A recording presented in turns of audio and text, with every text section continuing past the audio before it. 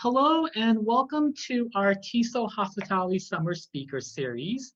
For those who don't know me, my name is Anthony Lai. I am the Student Affairs Program Manager here at TISOH. Thank you again for joining us for today's webinar. Today we'll feature Christie Osborne of Mountainside Media. Today's talk, Christie will provide us some tips and advice on how you can communicate to your guests or your staff during this pandemic. Whether you're a business owner, event professional, hospitality professional, and also our TISOH students, Christie will go over some strategies that you can communicate either through social media or public or PR. Overall, by the end of this webinar, hopefully you'll get some methods that will be covered in today's webinar will guide you on how your business can bounce back during a crisis. Now, before we get started, Chris, if you have a question, we'll get those answered towards the end. Just make sure that you submit your Q&A through the Q&A feature, or you can use the chat feature. If you're experiencing any technical difficulties, submit your queries through the chat feature. But most importantly, enjoy the webinar. So Christie, I'm going to hand over the speaker to you. If you don't mind sharing us a little bit about yourself and your professional background. Yeah, thank you. I'm Christie Osborne. I'm the founder and owner and chief strategist of Mountainside Media. And a lot of what I do normally is marketing, strategy, and measurements. So I make sure that my clients are making money off of the advertising they're doing. But a lot of people don't know that I'm actually a FEMA certified social media communications manager. And the reason why I'm a FEMA certified person is before I was working in the event industry, I was working in the travel and tourism industry. So there's a lot of overlap in terms of my involvement with hospitality on the travel side and also on the event side. And so, so basically, I had the unenviable task of marketing a ski area through 4 of the worst years in drought years in California. We didn't have any snow. Our economy was tanking. And then to pile on top of that, we had summers that were full of smoke and wildfires and posed health risks. So as it were, I was actually in Las Vegas for the shooting. And I was at a conference there, and the way that communications were handled with the conference, there was a lot of chaos. And because I'm FEMA certified, I was like, I want to get some information out to the event industry on how to plan for and handle crisis communications to keep people safe and to plan for recovery. And so I started pitching this talk on crisis communication planning, from planning to execution to recovery. No takers for years, no takers. And then ironically, this year in 2020, it got picked up by, in years, I've modified it for TISOH in particular, but a version of this talk got picked up by Cadre. And I got on stage and I had caterers and people who had active COVID cases among their staff, who were shutting down their kitchens and needed to know, what do I do? How do I communicate? And luckily, I had some answers for them. And hopefully I have some answers for you today. So what I'd like to do, what I've done for TISOH a little bit differently than what I have been doing, is because you are students, you're handling 2 things, right? On the one hand, you're handling the current COVID crisis, and we can talk about that as much as you want to. We'll have some Q&A at the end. Just put it into the chat or the Q&A or whatever. But you are also going into an industry that, with hospitality, whether you end up in the event side, in the travel and tourism side, you will likely have to handle some sort of crisis. I'm not talking about an internal crisis where your CEO does something ridiculous. I'm talking about a natural disaster, a global pandemic, you have to shut down your restaurant for whatever reason. And so what I'm doing differently for you today is I really want to talk about how to prepare for the next crisis. So you're not in crisis mode during the crisis. Like, you have prepared for this, you know what to do, you know what to say, you know what's going on. And all you have to do is implement your plan and your protocols so you can remain very cool under pressure in any crisis. So if that sounds good to you, I would like to share my screen, go through a presentation with you. Go ahead and ask your questions as they come up, but do understand that I won't answer them until the end of the presentation so we can get through all of the content. Sound good? All right, so I'm going to share my screen. Can you see the mountains? Yes. Good. Okay. Now, can you see crisis communication for event and hospitality pros? Yes. Great. Okay, here we go. All right, we're in the middle of a pandemic. And I'm sure you have seen a lot of missteps and you have seen a lot of really great handling of this situation now that we're 4 months into this. So we can use the current global pandemic as a touch point for discussion and Q&A, but I also want to bring your attention to the fact that you may in your career also have to deal with a catastrophic flood. Some of the first floods that I dealt with in the event industry were in the mountains. Estes Park flooded after it got really warm and the snow melted really fast, and venues were shut down, and events had to relocate. This is a picture of Houston. Houston has been shut down. You will likely have to deal with some sort of natural disaster in your career. It might be a wildfire. It could be something serious like an absolute evacuation of your community. It could also be something that's seemingly less serious but has a great economic impact, such as smoke billowing into your area. Tucson, Arizona is really kind of poised with their big fire for, all of that kind of smoke. We are in fire season right now. So you might have to deal with smoke. You also might have to deal with compounding crises. So one of the things that I saw with Santa Barbara when they had the Montecito fires was that spring, because it denuded the entire landscape of the coastal mountains. As soon as it started raining, you saw all those mudslides that closed down the one, right? So we're not just talking about one global pandemic, which is bad enough because we don't know when it's going to be over. We're talking about a likelihood of, at some point in your career, perhaps multiple points in your career, if you're in a vulnerable area, you are going to have to deal with multiple crises.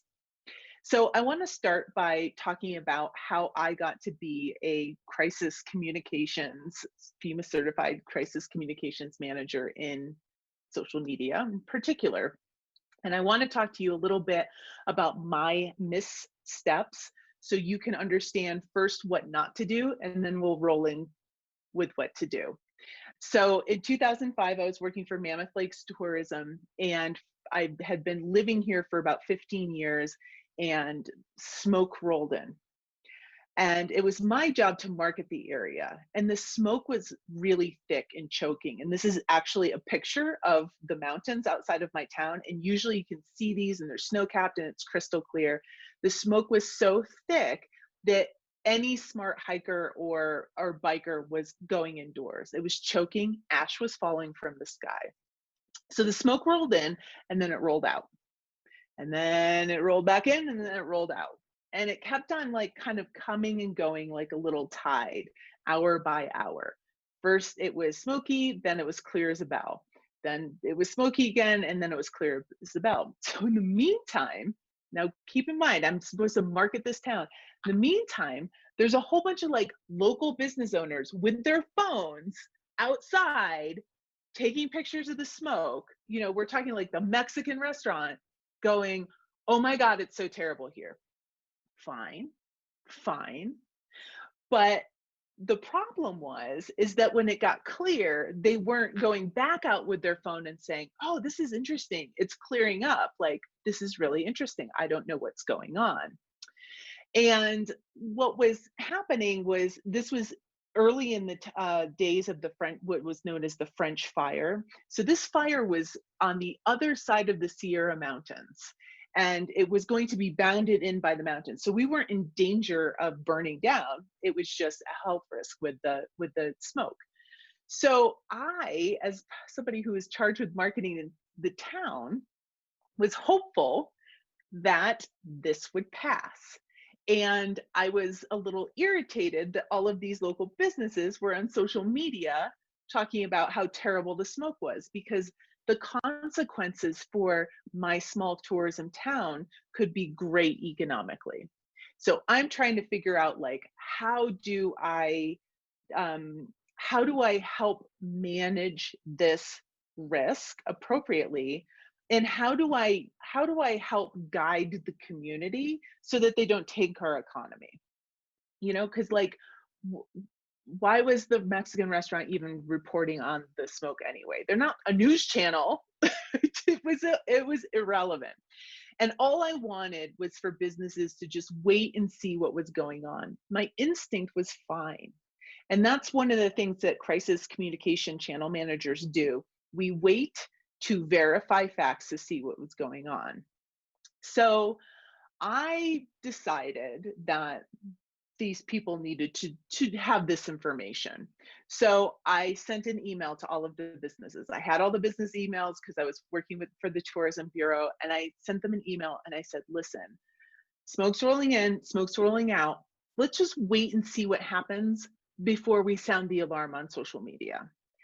And within 20 minutes, I found myself in the daily, like, digital edition of the local newspaper that basically said, evil marketer doesn't care about the health and well-being of visitors and locals, and it urges, the noble business community to lie about the smoke, right? Like, not exactly verbatim, obviously, but that was the gist. I was evil. I didn't care about anybody but the economy. And all of the sudden, in addition to a natural disaster, I had a PR crisis on my hand, which was completely preventable. So my first mistake was not researching authority sites like CAL FIRE First and INSEE-Web and trying to get a handle on things. I just sent out an email saying, don't talk about the smoke. It didn't say it like that, but I was like, hey, let's wait and see. But I didn't provide my community with any information or resources that legitimized that ask. And the second was that I didn't consider audience sentiment at the time. So a crisis has different phases and different waves depending on how long or how short it is. And there's a heightened sensitivity in the beginning of the crisis. Combined with that, we were not very well liked in the business community because we had applied additional local taxes to the business community so we could swell our marketing budget to $2 million a year to $7 million a year. Our town of 8,000 had a marketing budget larger than the entire state of Oklahoma. People weren't happy about it. So I didn't consider how the business felt about me and my organization. I just wanted to boss them around. So that was my second mistake. Since being certified as a social media emergency management person by FEMA, I have learned how to successfully communicate through about a half a dozen natural disasters. Not fun. I'm not going to lie to you. It's not a fun, even though I'm smiling about it, it's not fun. I've also been helping clients navigate through a more slow rolling crisis like the COVID. And I've learned some things, and I want to share them with you today. The number one thing you want to consider in your career in hospitality, understanding a crisis will hit, is you want to get ahead of the crisis through planning. You've got to plan. You can start planning now for the fourth wave of COVID-19 crisis if you want to. But you also have to understand COVID-19 is not the only crisis that we're going to face in 2020. The West is going to face fires. The Eastern seaboard is going to face hurricanes. The West might experience catastrophic earthquakes. There might be flooding at some point. There was flooding in Pennsylvania recently. COVID-19 is not the only thing you're going to have to deal with this year or in coming years. So what you want to do, it's an easy five-step process. You want to start as soon as possible. The first thing you're going to do is create a cadre of colleagues. The second thing you're going to do is plan for the worst. The third thing you're going to do is pick the leader for the crisis. This is super important because you'll get either everybody, all the cooks in the kitchen wanting to lead, or you'll get a whole bunch of people saying, I don't know, and then you'll get silent. So you want to pick a leader ahead of time, identify your channels, and build key relationships early. And I'm going to talk about each of those in turn. So the first thing you want to do is create a cadre of colleagues you trust. Now, you could do this as a student locally, just as a volunteer activity or as an exercise. You get together and you say, or in your apartment building or wherever, like you get together and you say, we are going to create a group of crisis communication folks that are going to take leadership if a crisis happens locally in Las Vegas. And it's people you trust. It can be vendors that you work with if you're working in hospitality, additional vendors. It could be local industry association chapters. It could be, including people from the Chamber of Commerce or the Tourism Bureau. Whoever it is, you just want to get a handful of people together, at least 3 up to 12 if you want to. When I worked in Mammoth Lakes Tourism, we would get together for tabletop exercises with the fire chief, the town parks and rec person, the EMS folks, the tourism board, the Chamber of Commerce, and there'd be 8 of us around a table. So create your cadre. Everybody understands that they're part of this group, and get ready for the worst. The worst. What has happened in the past in your area that you're trying to protect and plan for crisis communication, and what is likely to happen? You can also do a PEST analysis, which is political, environmental, social, and technological. Had I done a PEST analysis before trying to communicate in my hometown to my businesses that they shouldn't be on social media talking about smoke, I would have identified some social unrest and some animosity toward my organization. But since I didn't plan and I didn't do a PEST analysis, I really stepped in it and created a worse situation out of a bad situation. So for your area, wherever you are, even if you move around, if you work for like a big brand property like Starwood and you end up moving around the country, you're going to want to ask, like, for my region, what's the most likely to happen? Is it a hurricane, tornado, wildfire, flood, mudslide, power outages, avalanches? I've dealt with that here in the mountains in California, or any other kind of travel interruptions. We had a big earthquake out in Western Nevada, and it put a big old split right across Highway 95 in Nevada. So travel interruptions can occur. So you want to get on the table what is the worst that could happen, and then start to plan for it. So here in Mammoth Lakes, one of the worst things that can happen is that we get a wildfire that blocks off a campground and traps people in the woods. And so we did a lot of tabletop exercises about evacuating people out of the backcountry and evacuating trapped campers, right? Because that's the most likely thing, the worst, most likely thing to happen in my area. When you're planning, decide ahead of time out of your cadre who is going to be the leader and then decide on alternates. And the leader is going to literally take leadership for implementing the plan and the protocols during a crisis. And then your alternates can take over, if the leader needs to do things like take a shower or eat something, right?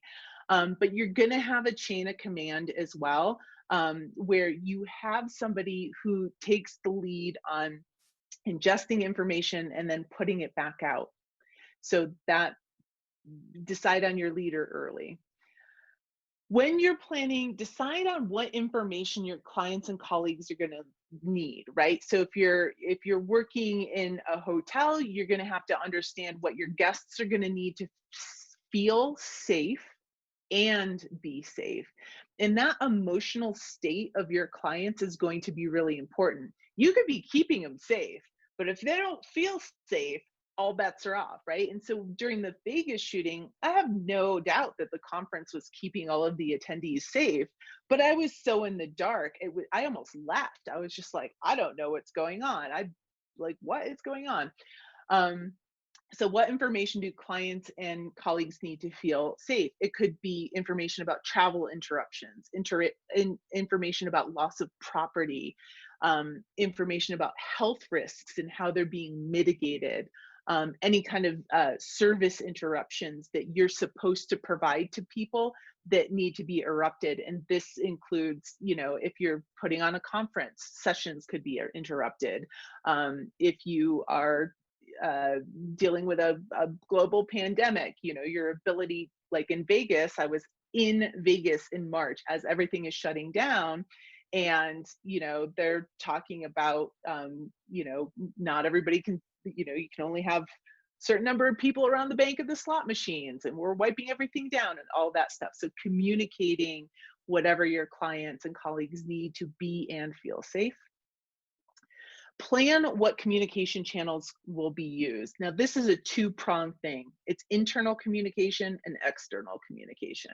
So internally, you're going to plan ahead of time with your little group of people how you're going to communicate during an emergency, and stick to it.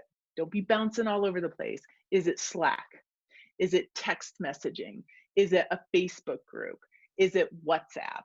Whatever it is it a combination of Google Docs and WhatsApp? Whatever it is, or Vox. I love using Voxer. Whatever it is, stick to it. And it can be one or two channels, but the more channels of communication you have, the more you have to monitor those channels, and the easier it is for details to get lost. And then, what are your external channels? What social media channels are you going to post on? Are you going to use email? Are you going to use phone or text messages? Again, this is not just to communicate out to the public. This is to communicate to your clients, your guests, and your colleagues to keep them safe and make them feel safe.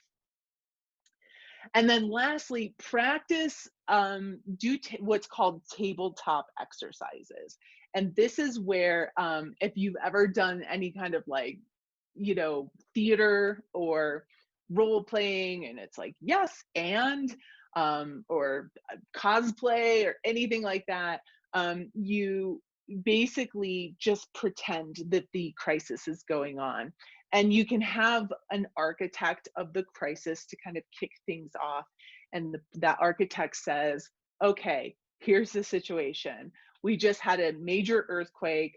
The Paris is in shambles. It's on the, whatever it is, you run that tabletop exercise. And what you'll find as you're running that exercise is questions will come up. So when we were running a tabletop exercise for evacuating campgrounds in Mammoth Lakes, as a pet owner, I was like, well, I camp with my dogs. So not only are we evacuating families and humans, we are probably also going to be evacuating animals, including dogs.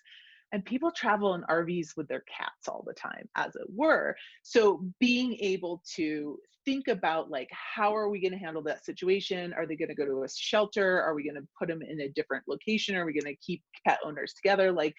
All of those questions, you may not have all the answers right at the tabletop exercise, but what it will allow you to do is start to connect with local emergency management people and local authorities to figure out those conversations.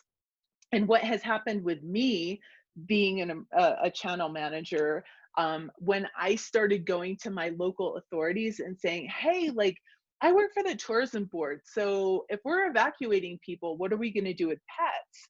And then, the EOC is like, well, I don't know. I'm like, well, let's do a tabletop exercise together and figure it out. Right. And so then you can be a part of your community leadership to make sure that these types of things are communicated out. You have a lot more opportunity to do this if you're working for like a major hotel or a major business in town. But if you're not and you end up in the event or hospitality industry as a small business, say a caterer, then you can just band together with other people in your community and go to them as an association or as a group. So, and that leads me to my last point: build those relationships early. Dig your well before you're thirsty. Here's the deal: in the middle of an emergency, the fire chief's not going to talk to you. In the middle of emergency, the Chamber of Commerce ED is not going to talk to you. But if you start thinking about this and planning about this early, and going to the fire chief or the police chief or the Chamber of Commerce director or the town manager, the mayor, early to talk about some of your questions, you will start to be a part of that conversation. And if you're meeting with your cadre and doing tabletops regularly, 2 to 3 times a year, I think they're fun personally, and you come up with these questions, you're constantly staying on people's radar as a representative of the hospitality industry, then they're going to listen to you. You're going to be involved in this larger citywide or regional planning. And you're going to be able to get information faster. You're going to be able to keep people safer. So when you are building relationships, make sure that you're building relationships with your local officials, local government, state and federal agencies, local representatives of state and federal agencies, local news sources. You can also start building relationships with local influencers, which will help you with recovery. National influencers and celebrities like Ellen DeGeneres and Oprah Winfrey are Montecito residents, so Santa Barbara County had relationships with them and used them, and also micro influencers. And those influencers are going to help you with recovery, because there's not just physical recovery that happens after a crisis, there's also economic recovery that needs to happen, and building relationships with influencers can help you ask them to help you recover. Okay, so that's planning. Let's talk about the crisis. So a crisis hits. You've done all of this planning, and now it's time to implement your protocols. So the first thing that you do in a crisis is you set up your emergency communication channels. You set up your internal channels and they are a go. You set up your external communication protocols and they are a go. Typically, as a channel manager who has worked on in the public information officer's table at an emergency operations command, so it's the PIO of the EOC, federal alphabet soup. What we do is we establish a communication channel protocol. So basically, we will get information. We will craft a press release. The press release will go out on an official website. It will go out on an official email, and then it will go out on social media last, pointing back to the website as an authority. If you are not working in an official capacity, find the authority websites. During COVID-19, it's the CDC website. Also, if you're in the food industry, it's the FDA's website. And lastly, it's also the WHO. It can also be, for the COVID crisis, your local county health office. It can also be your town mayor's office. It can also be your state governor's office. When you are communicating about an emergency, you're not freestyling it. You're probably not even using the news very much. You are always going to the highest level of authority, the sources that the news is getting their stuff, and you're always pointing back to those websites. So having those emergency communication channels for inputs is really important, and then for outputs is really important. The next thing you want to do is triage. So who's going to be affected the most powerfully and the most immediately from your current clients, your current colleagues, your future clients, and your potential clients. And so you always want to keep your clients and colleagues safe that are working with you safe first, make them feel safe. But a really good crisis communication channel manager is thinking about recovery day one, right? So that's the importance of making people feel safe, because if you make people feel safe and cared for, they will remember you in the future when you're recovering and they're like, yes, I want to stay at that hotel, because they were focused on safety no matter what the crisis was. So as you're communicating to current clients and current colleagues, and as you're communicating publicly through your website, press releases, and email or social media channel communications, also be thinking about how future clients who might be consuming that content, how they feel about you and your brand, how potential clients might feel about you and your brand. This is also important for COVID-19 because there's so many events being canceled and hotels were closed, right? So when you're thinking about future clients, you're thinking about those clients that already booked the hotel, that already planned the event, stuff like that. How will they be affected, and how can you start communicating with them? But you always want to start with the current clients and colleagues that are affected immediately, then go to future, then go to potential. Communication channels and frequency is really important. How you communicate and how often you communicate is really important. There's no magic bullet or magic sauce like you have to communicate every 8 times a day, but you need to let everybody know how you're going to communicate and when you intend to communicate updates. So when I was working for Mammoth Lakes Tourism, my promise to my audience was I would communicate daily. Sometimes I would communicate that there were no updates, but I promised that I would communicate daily. So if you're going to communicate daily and there's no updates, just say, this is my daily social media report. There are no updates. You can put the date and the time on there. And then give them resources for keeping up on their own. So NC Web is really great when you're dealing with wildfires. It tracks wildfires nationally. And also the CDC guidelines, FDA guidelines, event industry associations that are producing guidelines, any kind of resources, you can keep them up to date. So during COVID, a lot of times you see as restaurants, bars, and hotels are opening, and casinos in Nevada, people are saying, we are complying with the CDC's guidelines of this, this, this, this, and this. Our commitment to guest safety is to comply with these CDC guidelines. They list them, and then they link to that CDC resource and website. Okay, we're deep, deep, deep in the crisis. You have your protocols, and I guarantee you everything's going to change and everything's going to go sideways. And you're just going to be like, what? We didn't plan for this. So how do you handle it when things go sideways? The best thing that you can do as a channel manager in the middle of a crisis is to keep listening to your audience, listening to local authorities, and trying to keep your finger on the pulse of larger national authorities and national issues, and following those authority websites like the CDC and FDA. So here's my formula for listening and responding in the middle of a crisis. First, I like to start with people closest to me. So my clients, my potential clients, and my colleagues. And the best place for me to find them are in my inbox and also in my DMs. So for COVID-19, you should at least be doing a monthly audit of you as somebody who's in charge of a brand. You want to do a monthly audit of your inbox. During a hotter, shorter term crisis like a wildfire, you might be monitoring your inbox weekly.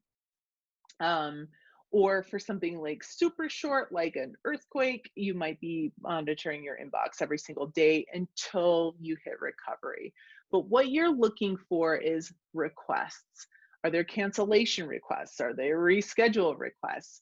In a slow moving crisis like COVID-19, these FAQs and requests can change over time.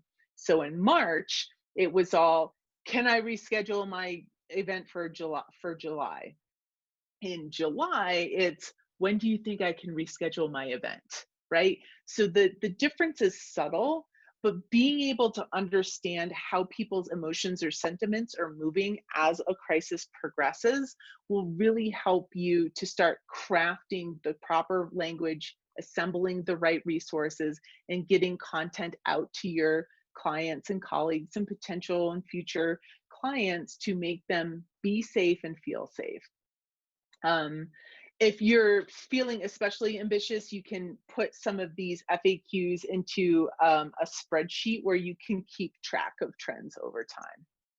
Another place that you can is to stalk on social. Now, I bet a lot of you already stalk a lot of people on social. Maybe some of you haven't embraced it yet, but you can look and see how people feel about you, what kind of questions they're asking, just by going to your brand's Instagram channel and following comments, right? Or you can get a sense of what's going on by following your colleagues. Now, it doesn't mean that all of the content you're consuming is worth your time and energy. A lot of it is not going to be, but what you're looking for is trends, so that you can get a more holistic view of what's going on, what kind of misinformation's out there, consumer sentiment, and you can craft a response. The response that you craft is going to be based on authoritative sources and how your brand shows up in the world. And I'll talk a little bit about that in a minute. Stay current with relevant info, especially with a COVID-19 crisis. Like, we're all COVID burnt out for sure. And I'm sorry about that, but you still have to follow. Like, states are opening and closing really fast right now. Florida opened, then it closed. Texas opened, then it closed. Massachusetts is trying to open. Who knows what's going to happen? So wherever you are, really pay attention. Big thing that happened in Nevada recently in the past couple of weeks is they opened up gambling. So, being able to understand in a slow moving crisis like COVID that may change is really important. It's also important if you have compounding crises, like you have a wildfire and then torrential rains and then a mudslide, right? Like, so things start to compound. You've just got to stay up on it, so that you can answer questions as they come in and be able to point to the authoritative resource. In all transparency, I got a little lazy following my local conditions recently. I was asked by a client to update the COVID-19 website. We were on a call together and I said something to him that was outdated misinformation, and he had to correct me. Luckily, he had been following along. Otherwise, if it had been up to me, I would have mistakenly probably put some of this misinformation on a website. So it happens to all of us, especially in a crisis like COVID, but you've got to stay on top of this. And all of this rolls up into, you are looking for trends. Here's a caveat. A lot of people complain, especially about government workers and big brands and big hotel chains who are very slow to communicate. And while time is of the essence during an emergency, because you need to get information out to keep people safe, you have to take the time to verify facts and craft your statement. Every single good channel manager in a crisis knows and understands the difference between responding and reacting. You never want to react during a crisis. It's really easy when emotions get hot, when people are afraid, when you have a lot of all sorts of things coming in at you, especially on social media. It's really easy for you to just sit there and start commenting on the fly. Don't do it. Take a breath, look for trends, do your research, craft your statements, and come out and reply with consistency. That's another thing. Consistency is key. You craft your statement, and I know it looks so like, oh my God, they don't. But what you're doing is you're trying to stay consistent with information, because not everybody's going to read all the comments in a thread. So for your purposes, when you're managing a channel, it looks like you're just saying the same thing over and over and over again. You're a robot, but really what you're doing is you're understanding that not everybody's going to read your comment thread like a book. And if somebody asks a question that's just like the question somebody asked like 5 hours ago, and you change the answer, it's going to cause confusion. So be consistent and make sure you're responding rather than reacting. Okay, so what listening is just one part of effective crisis communications, right? Staying on brand is another crucial element to any kind of crisis communication, and it especially becomes important to recovery. So think back to that Mexican restaurant that just drove me crazy and left a bad taste in my mouth that I had mentioned at the beginning of this webinar. That one was off brand, right? Why are they posting about the smoke? They're not the news. They're not the Weather Channel. What does that have to do with tacos? Absolutely nothing. Now, if they wanted to post something relevant about how they were closing outdoor seating because of the smoke, fine. And then when the smoke is gone, they can post that outdoor seating is open. That's on brand. That's relevant to their clients' safety, health, and well-being. It is not relevant for them to just go out and looky-loo a disaster, and it can really hinder recovery if you don't follow through and talk about how the danger has passed. So when you're thinking about your brand or the brand that you're communicating on behalf of, you want to make sure that you're being useful for the health and safety of your clients, and that the way that you're talking about things makes people feel a certain way. And this isn't just how you stand out in a crisis. It's important to always check your brand, because that's what helps you stand out among your competitors when you're not in a crisis. So when you're considering how you're going to talk during a crisis, get back in touch with your brand adjectives. And if you're working for corporate, you will be able to find these in the branded messaging. You can ask your GM for, what the brand stands for and stuff like that. But for example, one of my favorite properties is the Westin, and they stand for the health and well-being of their guests. They stand for healthy options and healthy lifestyles. So if you know that and you're dealing with a crisis, maybe you want to make sure that people feel like their health and well-being is taken care of by doing certain things. If your brand adjectives include, professional, trusted, sophisticated, and reliable, you're going to use them to determine how you communicate. So for example, if your brand is trusted, it's more important for you than ever to share vetted data from authority sources, because your brand adjective is trust. And so if you're going to be trustworthy, you have to provide trustworthy information from authority sources. If your brand is sophisticated, you might want to shy away from strong reactions, exclamation points, and crazy emotional rides, right?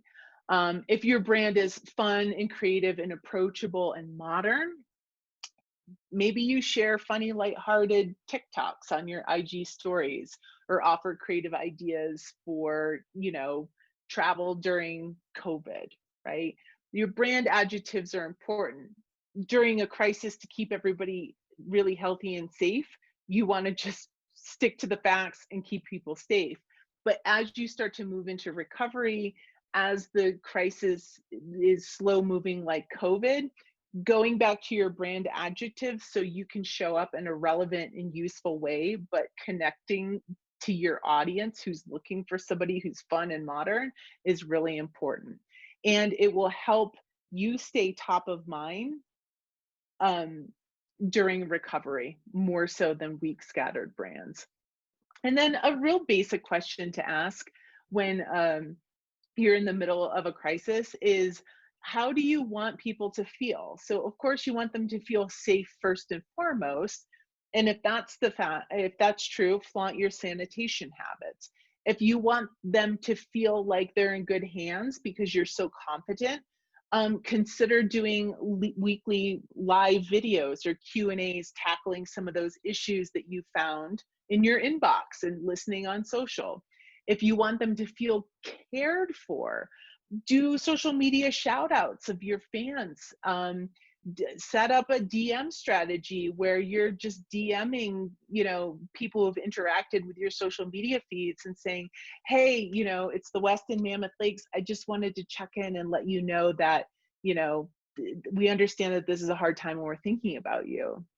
Understanding how you want people to feel when they're interacting with your brand can help you stay relevant during a slow moving crisis like COVID, because we're in month 4. How many CDC posts are you going to post on your social media channels? At some point, you have to show up as your brand again. So touching back with your brand adjectives, asking how your brand should feel to clients is a really easy way to do that. Okay, let's talk about recovery. Like I said, there are 2 types of recovery. There's economic recovery and in the recovery of or there's physical recovery and economic recovery that's linked to your reputation. So the best thing that you can do to prepare for recovery and to start to recover now, if you're in a situation where you are handling a client or you're employed with somebody who's dealing with the COVID-19 crisis, is to be useful. And when you're useful, you get to build audience, right? So you want to start by creating Cornerstone content. A lot of people have their COVID FAQ page that changes all the time, right? But have that COVID FAQ page on your site, or that, evacuation page on your site, or that smoke health and safety page on your site. Chambers of Commerce and SBDC centers, their website has to do with like PPP and EIDL loans. Hotels are all about safety and sanitation. Whatever your audience and clients frequently asked questions are that come from your auditing your inbox and social media feeds, put that on your COVID page. You can also do tips and tricks, right? And in a crisis, once you start moving into recovery, right? So say your town burned down, or an area around, some of your favorite campgrounds in your area burned down, or a major hotel got flooded and it shut down and it was a favorite or something.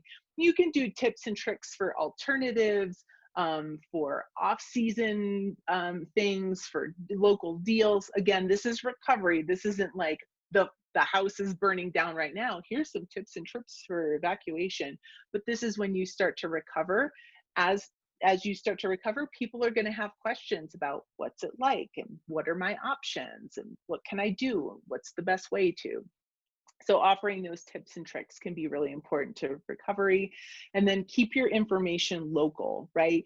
You don't want to offer like a tip and trick for just generally rescheduling your hotel stay or your event. You want to talk about rescheduling your hotel or stay or event in Las Vegas. And that local information is key, because it will make sure that the people visiting your website are qualified traffic, and it will help you rank for SEO for those searches that are more likely to be qualified traffic, rather than some general person who has nothing to do with you visiting your site. You have to pay for it. But the goal is to working for a business or brand that has control of your website, or if you can suggest to the web team that they install a Facebook pixel. The reason for this is that if you drive traffic to your website, you can set up custom audiences that basically say, anybody who's visited my COVID page on my website, send them these ads.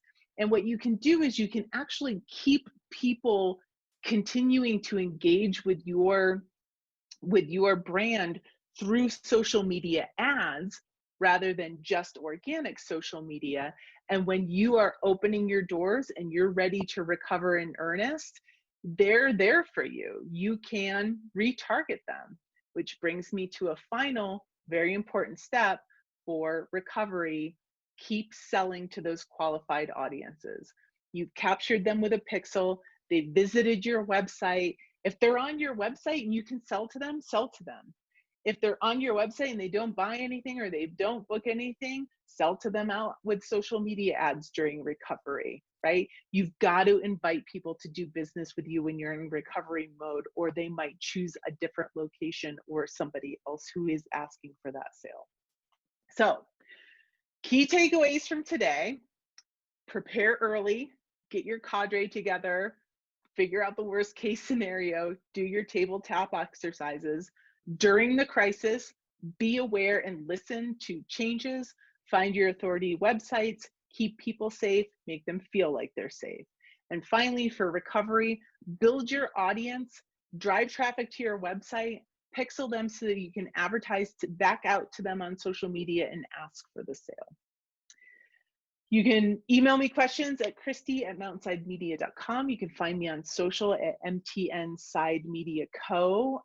That's my business side, or Osborne Loves. That's my personal side. So if we have questions, I know that that's a lot. I'll take them. All right. Thank you, Christie. So let's look at our chat and question feature. First question from Candace: is this presentation going to be made available after this session? Yes. The recording will be provided. To subscribe to us at TISOH channel on YouTube. So go to youtube.com and subscribe to us at TISOH channel. The recording will be made available in the next few days. Also follow us on Facebook and Instagram. A link will be provided for the recording as well. Right. So while we wait for any additional questions, I have a question for you, Christie. Question: as far as dealing with a crisis, is there an expiration date as when this crisis is no longer a crisis? Like, when do you stop talking about, something? Like, when is an appropriate time? Yeah. When people stop asking you questions about it, that's why you audit your inbox. So this is a good question. I get this a lot with social media, and the way the question has been phrased to me, like an additional question has been phrased to me, is like, I just can't keep talking about COVID on social media anymore. Like, we're in month 4. Do I have to keep talking about it? And the answer really is no, not really, not all the time. But what you do want to do is, if there is a fundamental change with your local environment, okay, so let's just take 2 scenarios. Let's say you're in Texas and Texas says, we're open for business. And you're like, we're open for business. Get on social media and you're on your email and you're doing all your marketing. And you're like, we're open for business. And a whole bunch of people do business with you. And then the governor of Texas says, we're closed, like, we're surging, we're closing all the bars, we're closing all the restaurants. No. In that time, when there's a fundamental shift in information, or there's a fundamental shift in how we need to behave, you want to make sure that you're contextualizing your posts around that. That doesn't mean that you can't post pretty pictures. I have a lot of examples of people, especially in the event industry, saying things like, I know that this is a hard time for a lot of people, but I just wanted to perk you up with this beautiful picture of, a dog in a meadow with a flower crown or flower collar or whatever. The point is they're contextualizing. But if something changes, you just have to talk about the change. If something doesn't change, like here in Mammoth Lakes, we are moving into phase 3 of opening. We're a rural area. We got a government variance. 4th of July seemed to go well. there's no reason to really talk too much about COVID-19. If you don't want to, you can just post about previous weddings. You can contextualize posts by saying, we look forward to, fall weddings or 2021 weddings. You can ask for the sale. You can say we're doing consultations or bookings. So there's ways to talk about when you're starting to move in and out of recovery. There's ways to talk about it where you're providing some context, but you're not so heavy on like, this is what the CDC says today, and this is what the FDA says today. You're providing light context and then talking about your posts the way you would always talk about your posts. Well, thank you. Question from Alex. Once you have created your group, how do you approach local officials?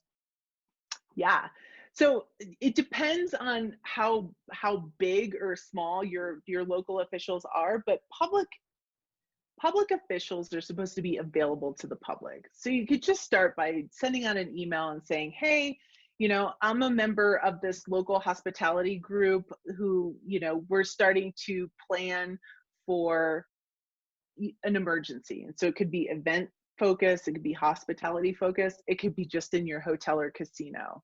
Hey, I'm working on this for the Paris or whatever. And you say, we have an internal plan and we've been running tabletop exercises and we have some questions for you.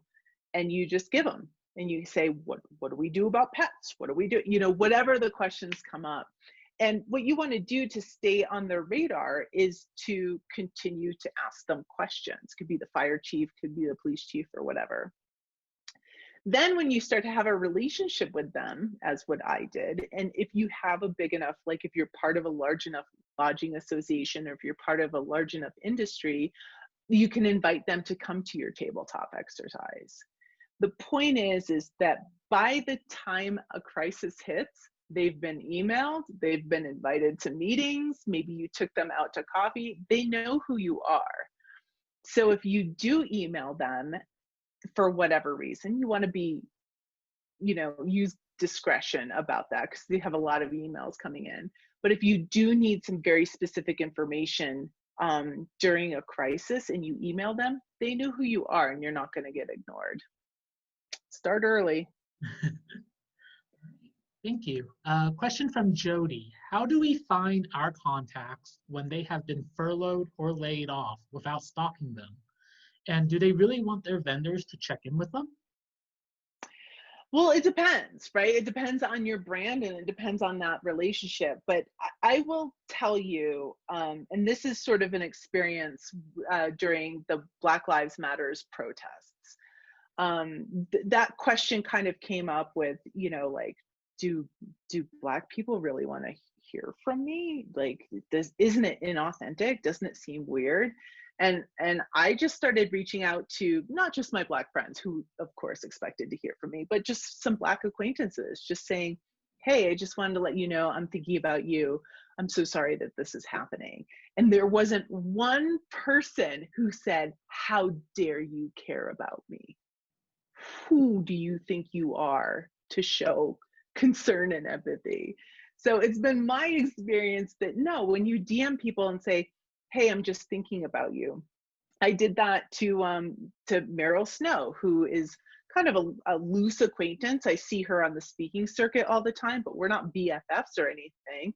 And I DM'd her and I was like, Meryl, I am so sorry that you're going through this with festivities. I just wanted to let you know I'm thinking about you. I didn't need to solve the problem for her. I didn't need to give her any resources. All I needed to say is I'm thinking about you, and that strengthened my relationship with her. So I would say, yeah, I mean, go ahead and DM people. Nobody's gonna hate you for caring. Question from Eden. How do you handle guests that take advantage of the crisis to get complimentary accommodations? That's a really great question. I've worked with a number of hotel properties that have had this, and it has been my experience over the years that those people who take advantage are in the minority. Just give them what they want. right? You just don't need the PR. I had this happen to a hotel in Lake Tahoe, a hotel and casino in Lake Tahoe, who it wasn't even a crisis emergency. It was just they were upset about something and they had a complaint, and it was a very easy fix. It was actually a legitimate complaint. My recommendation was return him his room rate.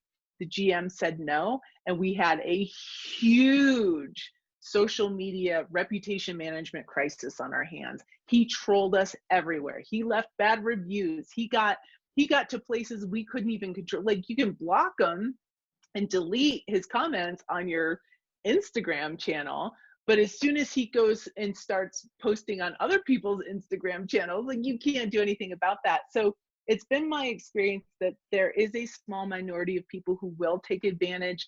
They do want free accommodations. Try to accommodate them as best as possible, and understand that most people won't want to take advantage. Most people will want to see you recover, will have loyalty to you because you treated them well in the past, that you've been doing a really great job in the crisis for showing care and making sure of the health and safety of your guests. And if there's a handful of people that want free rooms and want to be jerks about it, just give them the free rooms and call it a write-off, would be my advice. A lot of GMs get heartburn over that, but it's worth avoiding the PR crisis. People take that stuff to the internet, then you get tried by the public. All right, I guess this is the last question from Mildred. Face mask enforcement is so hard. Guess they feel like we are to get them. How can we make them understand it's for everyone's well-being and not get politically involved? Yeah, question. Yeah. Oh gosh, it makes me sad that masks are political. So the best thing that you can do in a crisis, and you actually see this in evacuation orders as well. Okay. So the whole mask thing, like, you have to wear a mask, you're probably going to see it if you ever have to deal with an evacuation order. People are like, I'm not leaving my property. Right. The best thing that you can do if you are on is understand the policy and procedure, be uniform in it and articulate it, but then also be kind. So as a channel manager that has the task of not just dealing with a crisis like COVID, I actually get to deal with a lot of disgruntled people on social media. Basically, we have a policy, it goes through the GM, it goes through the lawyers. Always have your lawyer bless policies for a crisis, so that you don't end up being liable. It goes through the lawyer. And then for people like you and I who have a heart for hospitality, literally a heart for hospitality, sandwich that with love, kindness, and empathy. I had somebody here's an example. I had somebody come up to me, get so close to me when I was picking out my chicken thighs the other day. Nice white young man, just right here in my face. I had my mask on, he had his mask on, but he was too close. And I said, excuse me, sir, can you just give me a little bit of room while I finish? And then I told him why. And the reason is my father has COPD. And I said this with kindness and compassion. I gave him the benefit of the doubt that even if he had politicized masks and was all upset to be wearing them and doing social distancing, in my heart, I gave him the benefit of the doubt. And because I responded to him with hospitality and compassion, he responded in kind. Now, going back to the jerk situation, you will always get the handful of jerks in the hospitality industry that it doesn't matter how perfect you are, how kind you are, how compassionate you are, they're going to be jerks. But understand that they're also going to be in the minority. And for most people, if you approach them with the heart of hospitality that you have, and you have a policy that everybody has to adhere to, so they're not being picked on, and you communicate the reason for that, we have a lot of vulnerable guests, or we tend to attract a vulnerable population, or we want to keep all of our guests safe and healthy so we can stay open. You do that kindly and compassionately, most people will comply. And then for everybody who wants to be a jerk to you in the hospitality industry, shake it off. You're going to get it day in and day out in the hospitality industry. but remember, it's just the minority of people. Yes, very much so. And also, of course, definitely practice kindness. Yes, yes. Shake it off. Yeah. Shake it off. All right, well, I guess that is about it on the questions. Once again, Christie Osborne, thank you so much for spending the afternoon with us and talking about this important topic. Thanks for having me. And again, if any other questions come up or a situation comes up during COVID, you just want to bounce some ideas off of me, feel free to either EM me or DM me, or email me or email me or DM me, and I'll try to answer your question as best I can, based on my experience and training.